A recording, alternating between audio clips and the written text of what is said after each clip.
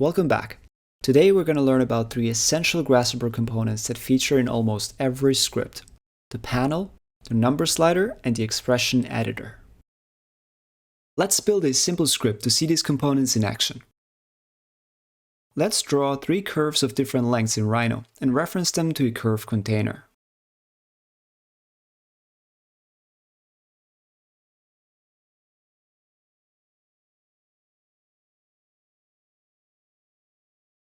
We add a curve container component, right-click on it, and select Set Multiple Curves to reference them. Now let's add a panel to see the output of our curve component. We can select it from our component tab up here, the yellow icon, or we type panel into the search bar. The panel is a data viewer component, and it allows us to see the contents and data structure of a component output. It's part of our diagnostic toolset. The panel will show us what kinds of objects the component contains, in text form. So while we can see the preview of our selected curve component in the viewport, the panel allows us to double-check the number of items and their type. We will be using the panel throughout our scripts to take a look inside the components and check the data before connecting them to other components. Next, let's add a divide curve component. We double-click on the canvas where we want the component to be placed, we type divide curve, and select the first result. The divide curve component creates a specified number of equally spaced points on the curve and gives us additional information about the curve at those points. The first output is the division points. It also outputs the tangent vectors at the division points, and lastly, the curve parameters that describe the location of the division points on the curve. We can use that information to, for example, split a curve at those points. Now let's look at the inputs by hovering over them. The first one is the curve to divide. We can connect our curve container output. We see that the division points already show up on our curve. That's because the default value of the next input, which is the number of segments, is set to 10. Now let's plug the points output into our panel to see what it looks like in action. We can resize the panel to see more of the contents and scroll through with the scroll bar on the right. We can see the three sets of 10 points, each in their own list.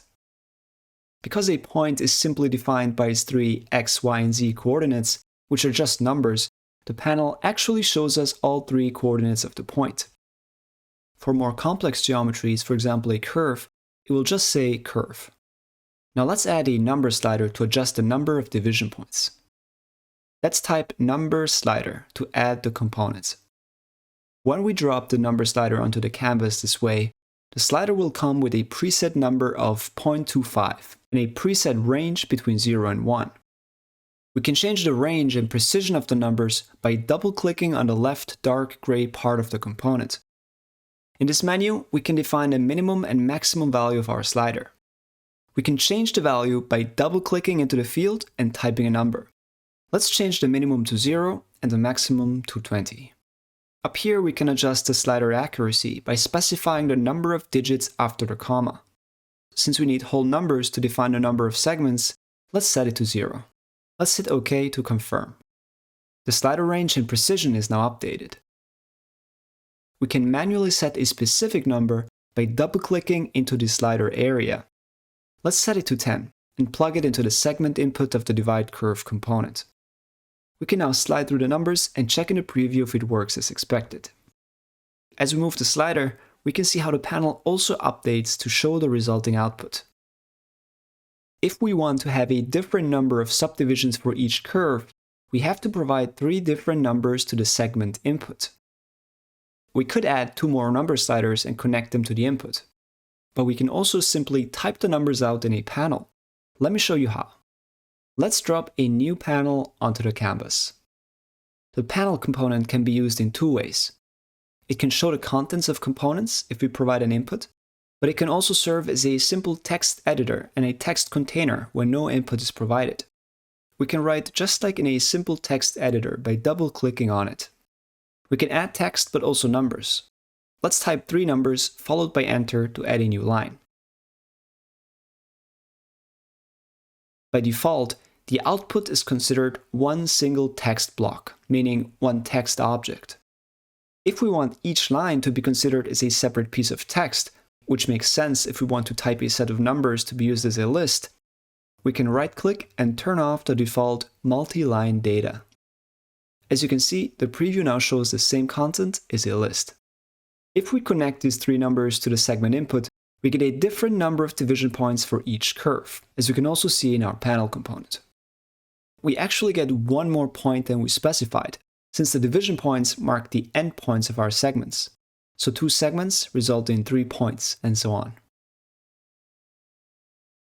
Now let's say that we want to make the number of segments dependent on the length of the curve to end up with a similar spacing between the points across all curves. We can specify a spacing and divide the length of the curves with it to get the number of segments per curve. To do that, we first need to get the length of our curves. We can use a component called length for it. This component takes curves as an input and outputs the curve's length. We can check and see the output by connecting it to our panel component. Now let's add another number slider that will define the spacing of our points under curves. Let's use a different method of inserting a number slider this time. If we type a number into the search bar directly and hit enter, Grasshopper will create a slider for us. If the number we type is between 0 and 10, that will be the minimum and maximum values. So if we type 4 into the search bar, we get a slider with a range of 0 to 10, and the value is set to 4. If the number is between 10 and 100, the range will be 0 to 100. Let's test it by typing 25. We get a slider between 0 and 100 with the value of 25. We can also directly define precision. If we type 4.00, the slider will be between 0 and 10 and have a precision of 2 digits after the comma. Let's keep this last slider and delete the other ones. So we have the curve length and the spacing. Now we're going to use the expression component to do the division. Let's double-click on a canvas and type expression and add the expression component. Don't be scared by the notation that shows up in the middle of the component. It's a template we'll replace with our own formula in a second. First, let's look at the anatomy of the components. We have a simple x and y input, which will be numbers, and one resulting number output. If we double-click on the central formula area, the expression editor will open.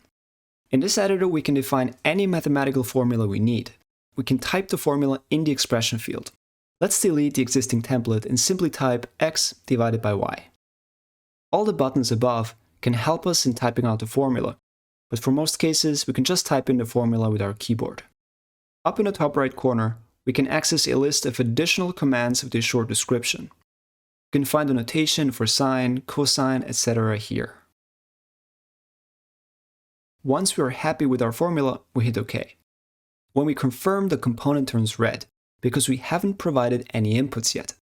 Let's connect our curve lengths to the x input and the number slider to the y input. We can once again check the output by plugging it into our panel component.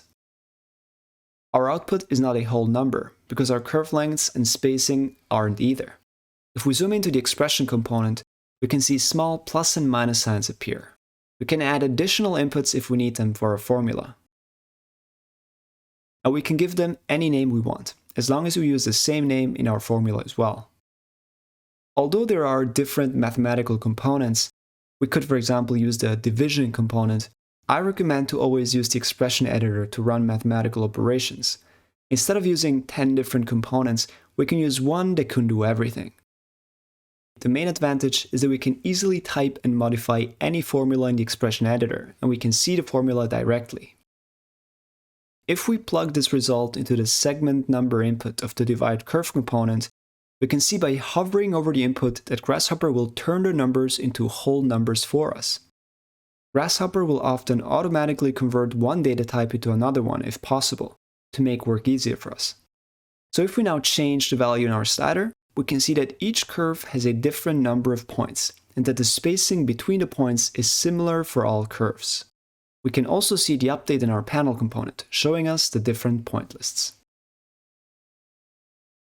By now, we know our way around the interface and we've gotten to know a first set of components. Tomorrow we'll learn how to approach a design problem in Grasshopper. I'll see you there.